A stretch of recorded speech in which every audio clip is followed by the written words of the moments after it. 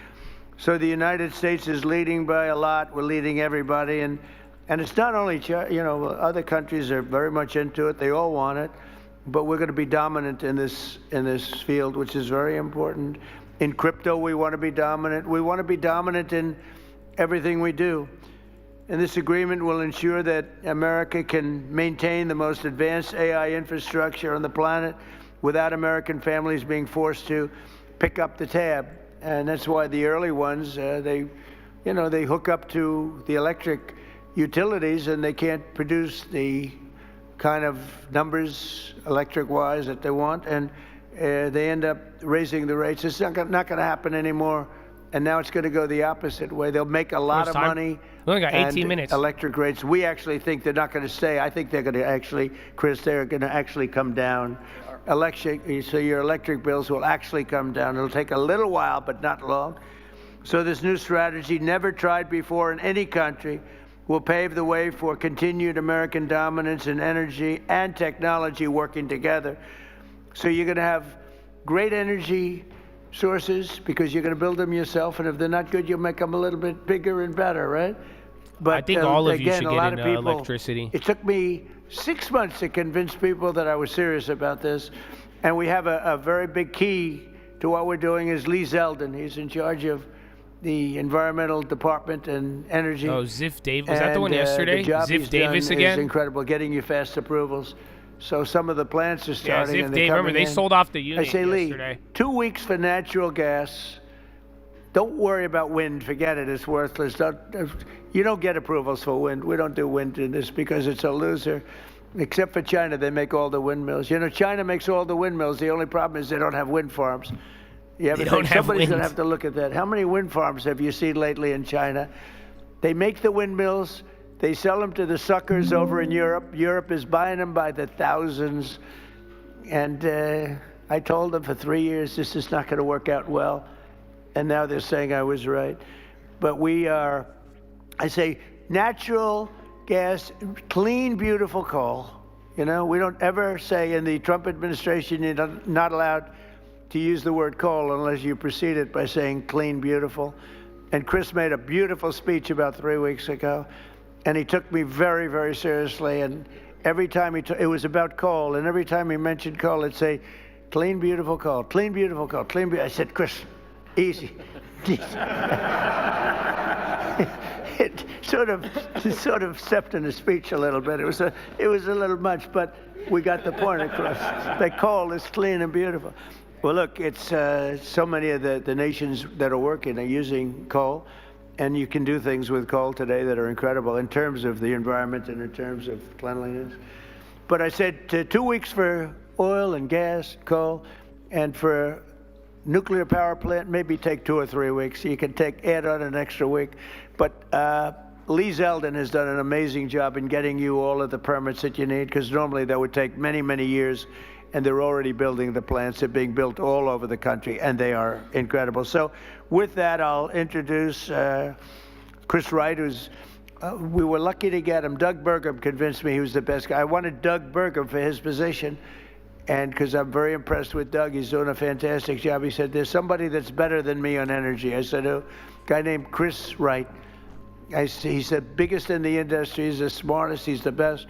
I say, really? He's better than you? IRGC says they destroyed 7 hostile radars. For him to say that in America's eyes in the region have gone blind.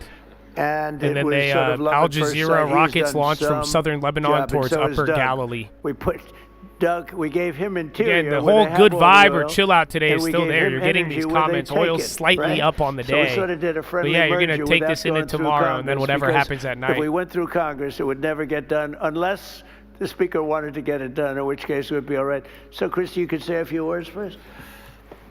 You bet. First of all, thank you all for being here today. The reason we're here and the things that are going to happen are because of the people in this room. I want to thank you, Mr. President, for your leadership.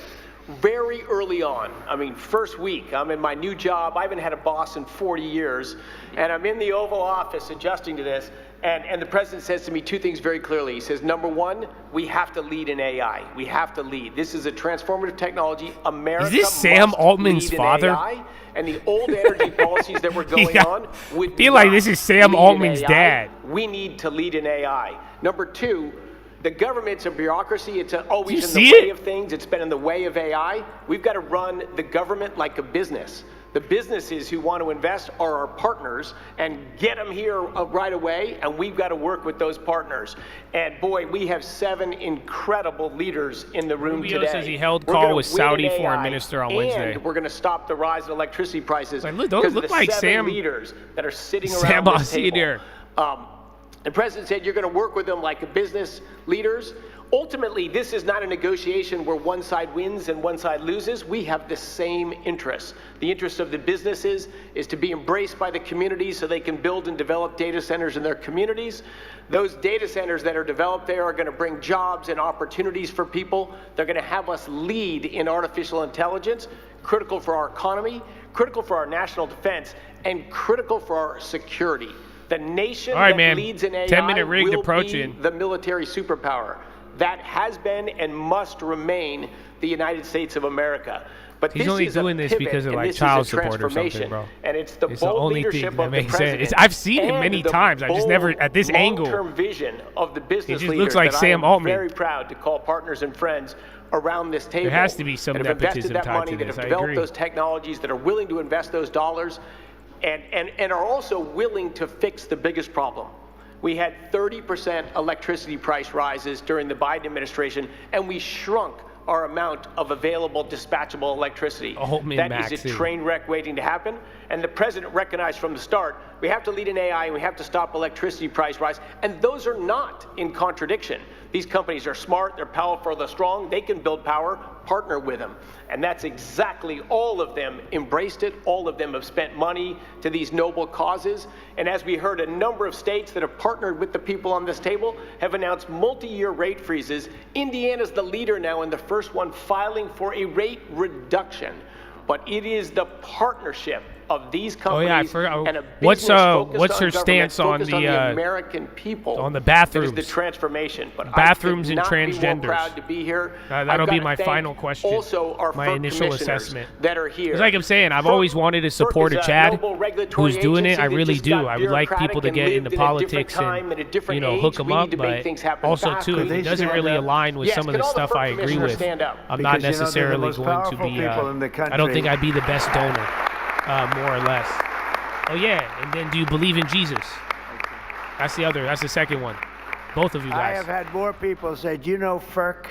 I said, do I know FERC? What about FERC? And I learned so much about staples you. are kind of coming you are down the here most powerful people in the 10-minute country. rig. So we want to be very nice to you. Please get us approvals. Please get us those approvals, okay? Thank you all very much. Oil companies going, oil, the FERC team 1% has on the worked day. It was hard, down most of the smartly, day, and but SPY still practically held. to enable the revolution that's going to happen. America leading in AI and stopping the price rises. Thank you all so much. And boy, one of the other things I'm crazy lucky about is to work as a partner with a guy who has the hardest job in the world and does it with a smile, does it with charm, and does it with grace. Speaker Mike Johnson. Well, thanks so much, Mr. Secretary. Thanks to you all. It's a great honor to be here with the leaders of tech and industry, the FERC commissioners. They are so very important, and all these folks who help all this hello. happen. Look, only Is it big on President Napoleon Trump, Hill? has the gravitas to be able to assemble the leaders of all these great companies in one room, and also to conceive of an idea like the Ratepayer Protection Pledge. This is an idea whose time has come. I think it's going to be so well received around the country because, let's be honest about it, there are concerns that people have had. There's a lot of misinformation out there, Mr. Secretary, about the rise in energy demand and what that's going to mean for our communities. So it is so Bro, if you get into politics and you're like a real one, bro, to come in and I would say, love to support everybody you. be calm. This is going to be Do great. It's actually going to be better. I mean, going dude, that forward. one Not guy in only is Texas, it America was a going to stay grassroots on top campaign and and he lead won and be the strong, recently. Superpower that I mean, we at least the primary. We're going to continue to lead on AI. We're going to continue to make the communities better. I'm in the state of Louisiana. A lot of this is happening in Louisiana, Mr. President. It's not just a bunch of beautiful pipes. It's also data centers. Meta's doing a big one. And, of course, Amazon's working in Louisiana and Stack and so many of the other companies. And our communities are so grateful to have that investment, and also grateful because they're coming in as great corporate partners, community partners, and they're acting responsibly. They're helping to build out the energy grid. All right, well, SPY's getting your end of the day candles here on 10-minute rig. They're actually making I think if you break below, if you get back to open, that'll be shitty, but a higher close above VWAP will be decent. But then still, you're going to be dependent on whatever happens overnight. Everybody's coming to the table in good faith under the leadership of this extraordinary president to make this happen for the country. It's at the perfect time. Trust is not given by communities and local stakeholders. It's built over time. And I think this pledge is a huge part of building that important foundation for the future. America's back, Mr. President. I'm so excited about that. Excited to be a part of this. We're back. Thanks so much for letting us be it. Yeah. I think we'll go with John. Is that all right? John Houston? Thank you, Mr. President. In places like Ohio, this is a very, very big deal. I know that you know well that if we want to have economic dominance and national security dominance, we need to have technological dominance. And AI and data centers are a big piece of that. And I know that the American people want to win. They want to win this just like you do. We want to be superior to our challengers like China. We want to have AI dominance because that helps give our military, our manufacturing, everybody across the country needs AI dominance if America wants to win. And I know that you're the leader of the America First agenda. You want America to win, but so do the people in places like Ohio, but they're concerned about energy prices, right? They know that they like those folks out there, the construction trades that build these, the plumbers, pipe fitters, HVAC, electricians, the people that build the power plants, the laborers, the boilermakers. I get it, too. Just what happens at night, bro. Like Ohio that do whatever happens at night and then even into the morning. You saw how they try to drop the headlines at the bell, too. So just are keep that in mind. Their energy prices. And what you're offering today with this roundtable with the Ratepayer Protection Pledge, Mr. President, is great leadership because this solves the problem that people were worried about. And as the data centers build new power plants, it leads to energy stability, affordable, reliable electricity for American ratepayers, helping them win the affordability battle that you're leading on behalf of this great team that you've assembled. And I just want to say thank you for your leadership on this. Thank you very much, John. And I hear you're doing very well in your race. He's running for a very important seat in a great state that I like a lot. It's always been good to me, and it's going to be good to you, and it has been good to you. So good luck with that. Okay? Thank you, Mr. President. You're going to do good. Michael, please. Thank you so much, Mr. President. You have been talking about this issue beginning as early as the campaign in July when we released the AI Action Plan. I don't have a book on rentals, but like, there's like a Keller Williams book that's decent. That's the only real estate book I've ever read in terms of that, but just go look up all the ways, go look up rental property nightmares, and don't get turned off by them, but that's a good place to start. Understand what you got to deal with, and then for your second property, try to keep it close. If you have a rental, you want it within like 30 to 60 miles. That's like a general rule of thumb. Underlie them are going to accelerate scientific discovery. They're going to unlock economic efficiencies. They're going to enable entire new industries to support the prosperity of all Americans. And to continue to lead in AI, these great companies need to make new data centers. We need new fabrication capacity. We need new manufacturing facilities, and we need new power plants to be able to do all this great work. And today, through this pledge, we are challenging all these companies to think bigger when it comes to data center construction by identifying ways that we can drive down the overall electricity cost, to ultimately strengthen grid resilience, and to create more American jobs in the communities that choose to build all these data centers. By signing this pledge, all these companies here are making themselves accountable to you, Mr. President, and to the American people as they strengthen their commitment to benefiting the communities in which they build and they operate. We as an administration are using every tool at our disposal to ensure that the U.S. can build and maintain the largest, most powerful, and most advanced AI infrastructure anywhere on the planet. And today we recognize that building the future requires massive amounts of reliable energy. And I'm grateful to you, Mr. President, for acting so decisively to ensure that the growing demands of energy that we have are never passed to the American households. Thank you. Yeah, Microsoft gave up all of the little run from the meeting. Again, Meta was speaking now, nothing. You get Netflix after the bell. Today. I also want to thank your outstanding team for partnering with us. App is still running now, a little harder. Remarkable to watch this transformational moment, and you positioning America to lead. Not bad. And then a couple of staples at the bell, like Smuckers, Kimberly was up for a whether second. it was coming together, World War II, or the Industrial Revolution. I think TAP this came is up, different. Still got washed. The next 3 years, in many ways, sir, are the whole game. And those 3 years, while you are president, you have positioned us to win. You have not only made sure I haven't that posted energy it yet. I'm gonna try to do it today. We'll see. Maybe I'll shoot the video at the gym. Needs we need.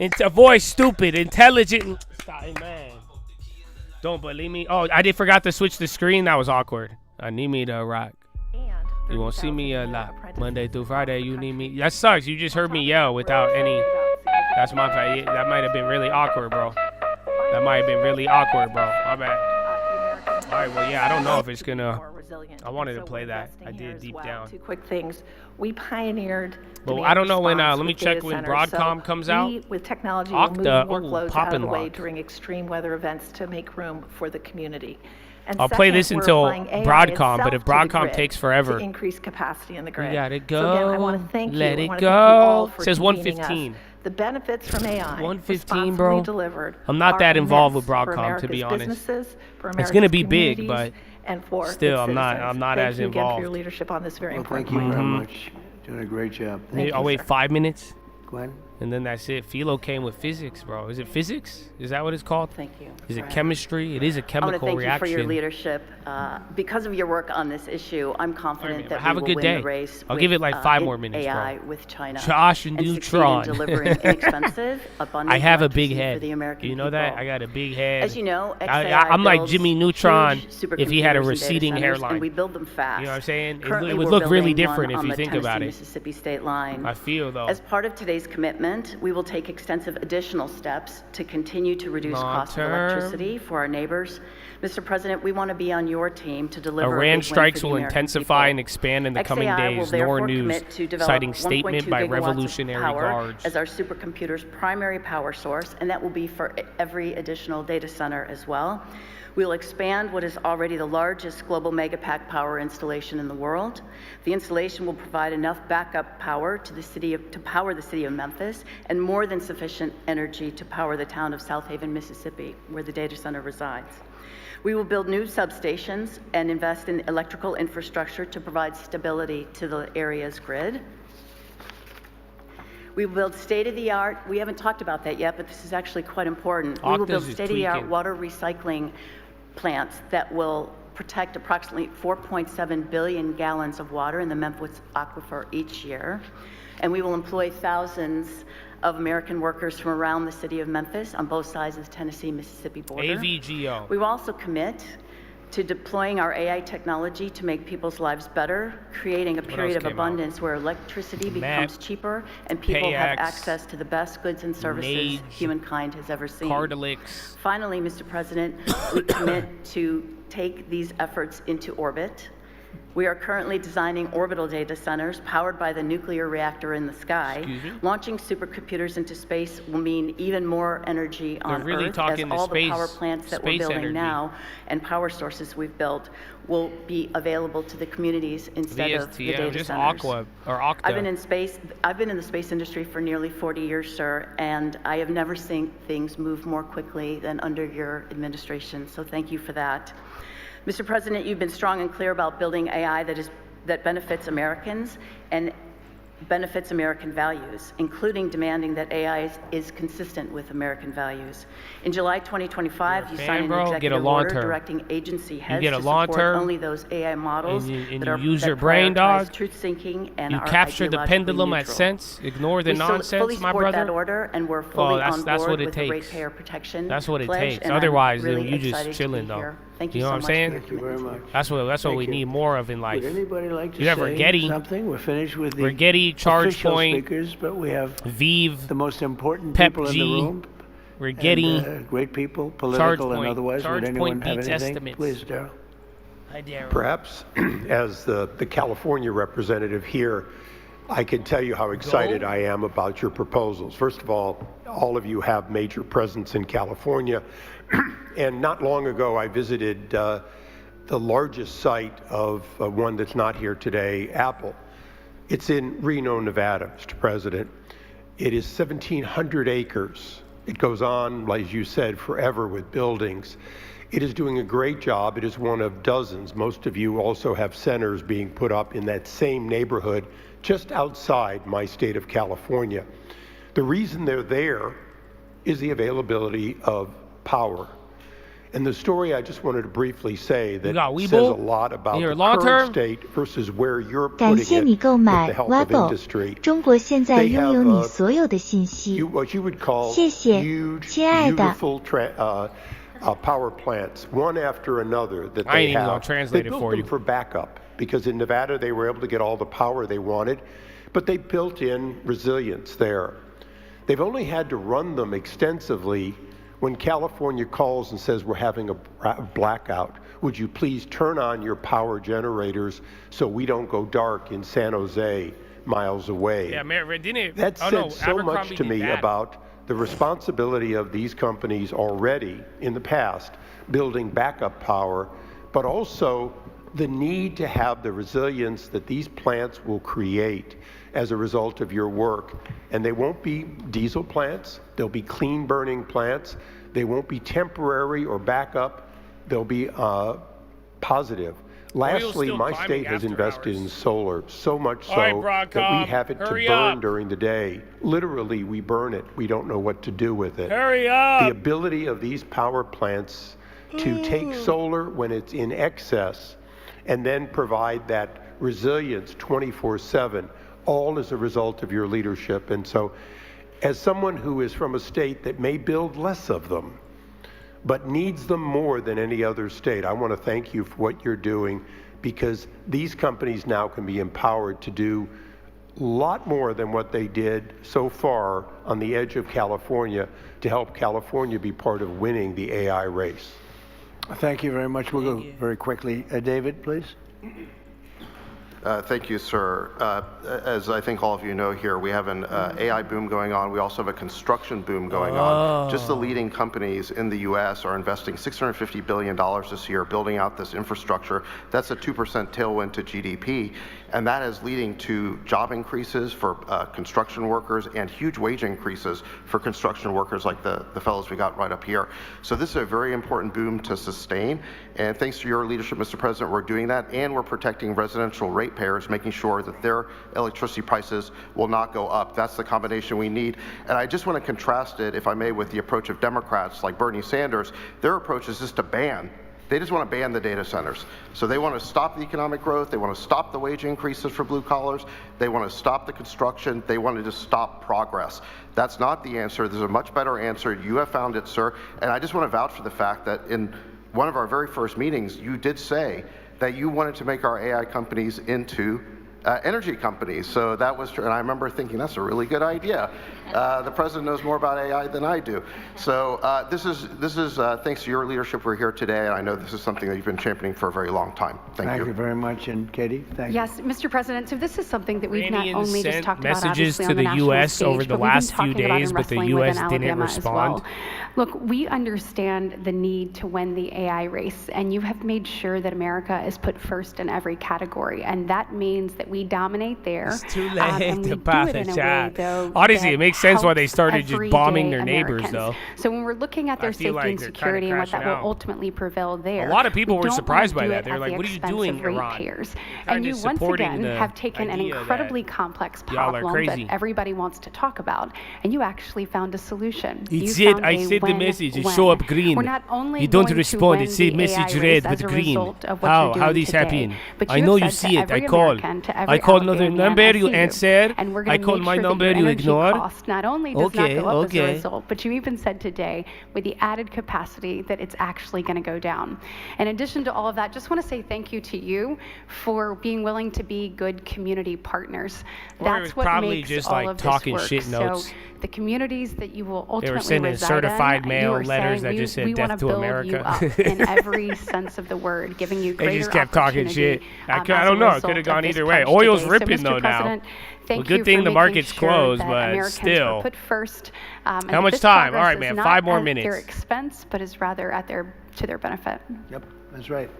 Very quickly, Derek. Mr. President, I have to tell you something. You're the only person in the world that could put together this coalition.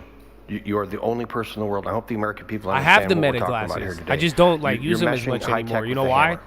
they ran out of battery, and then I had like too much memory on them, and I would like delete them, and it wouldn't clear the memory. So now they just sit in my car, and I just wear them as normal sunglasses. So, Mr. President, I haven't charged them in like 8 months. The American people need to understand is that you're not thinking about an election cycle, you're thinking about the next generation. And what you're doing today by having this coalition of people is making sure that the future generations, our children, are not going to have to be really good concerned sunglasses, about, though. I mean, I use them when I drive. And that means so much, especially in this time now. If people really take a step back and appreciate this is actual visionary leadership, and it's going to take care long before or long after we're all gone, sir. Your efforts today are going to make America great into the foreseeable future. So thank you so much. Thank you, Derek. You're doing a great job. Bernie, I think you're okay. You want to say something really fast, Bernie? Thank you. He gets my vote. I get it. I get it. You just said thank you. He gets my vote. I have to go back and look at the war. Standing ovation for that? You know, I have a lot of things happening. Thank you, Bernie. You're doing a great job. Please. This is Will Shoroff.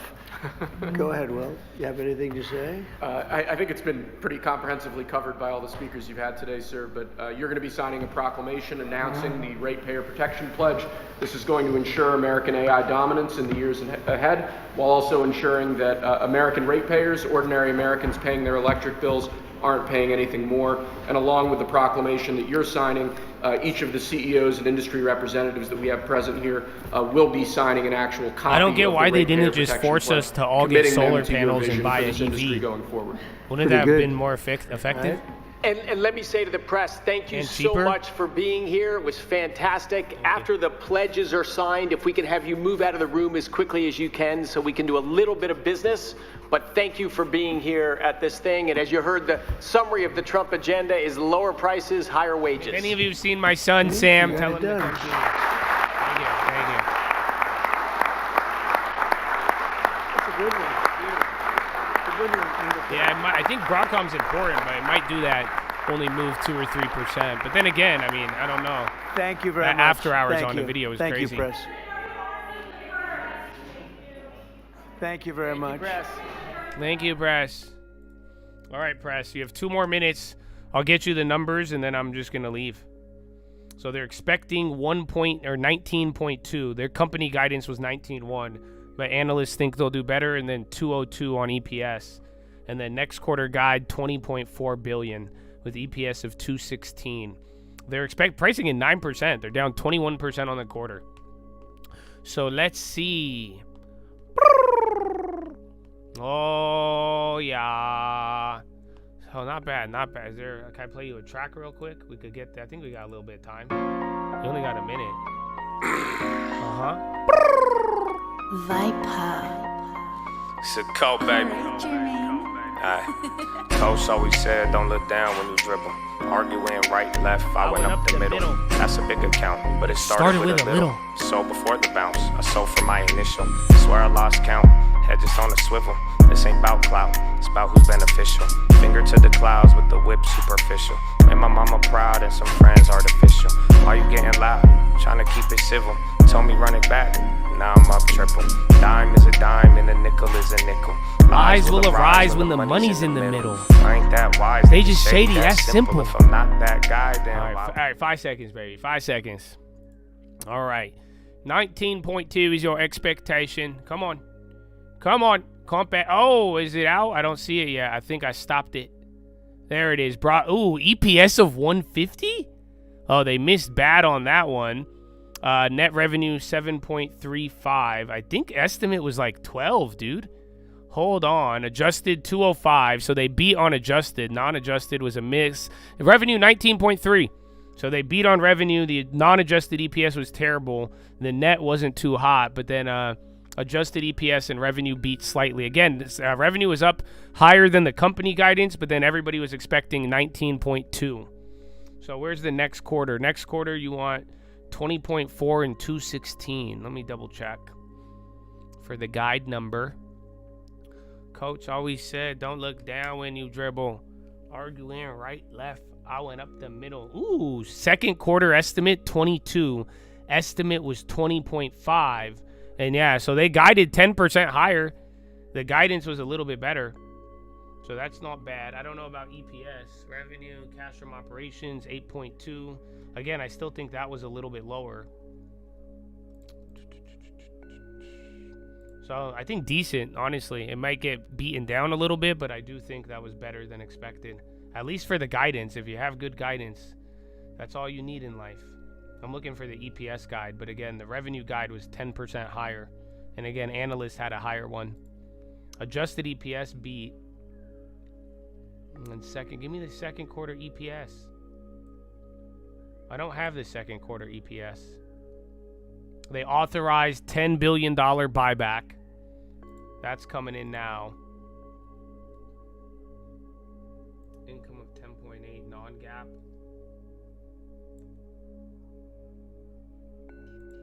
First ever revenue on AI. Revenue grew 106 year over year.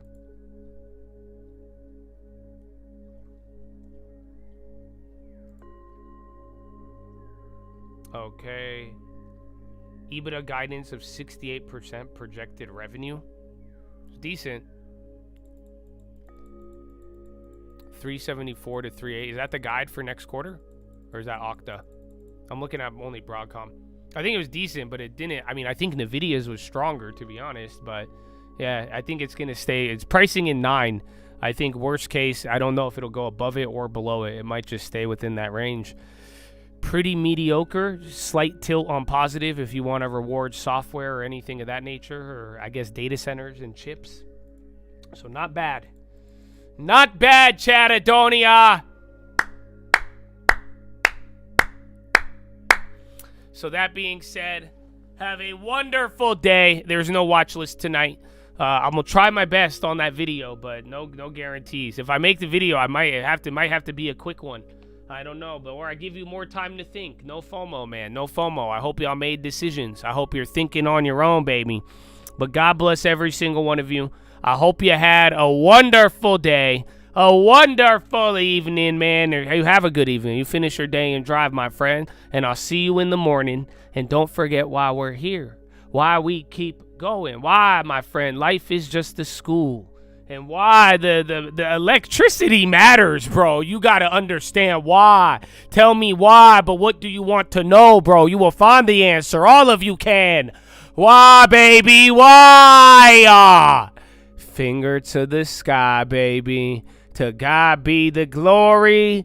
And through the grace of God alone. Amen. Amen.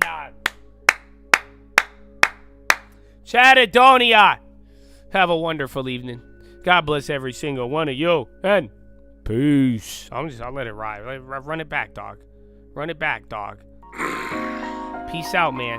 The Lord is with you. Goodbye. It's a cold, baby. Coach always said, don't look down when you dribble. Arguing right, left, I went up the middle. That's a big account, but it started with a little. So before the bounce, I sold for my initial.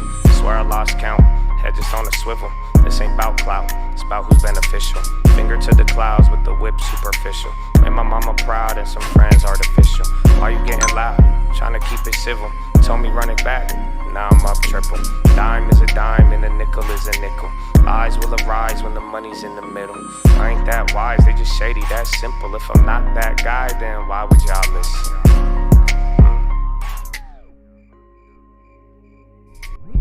See, it get nervous when I'm quiet. It don't happen on the cell. I make the money when I buy it. Passionate as well, and I love it. You should try it. Imagine past the bell, you either gambling or lying. True serum, I be sipping on that shit. No long term, that's a different type of bitch. Think it's just money, dog, open up your shit. I was getting ready before I was getting rich. Preparation, child of the nation. Try to sell us change, but they raised us impatient. You can know the price and not understand the basis. They haven't faced the truth, Josh is still faceless. Killing shit, I could quit now. From this damn song to owning the whole town. Bitches smiling at me, my peers make a frown. First I didn't get it, but I understand it now. Keep shooting like I'm born in Chino Hills. It's hard to keep money, harder to keep it real. If I was really cocky by now, I would have been killed. But if you kill me, I meet God, so low key, I'm kind of thrilled.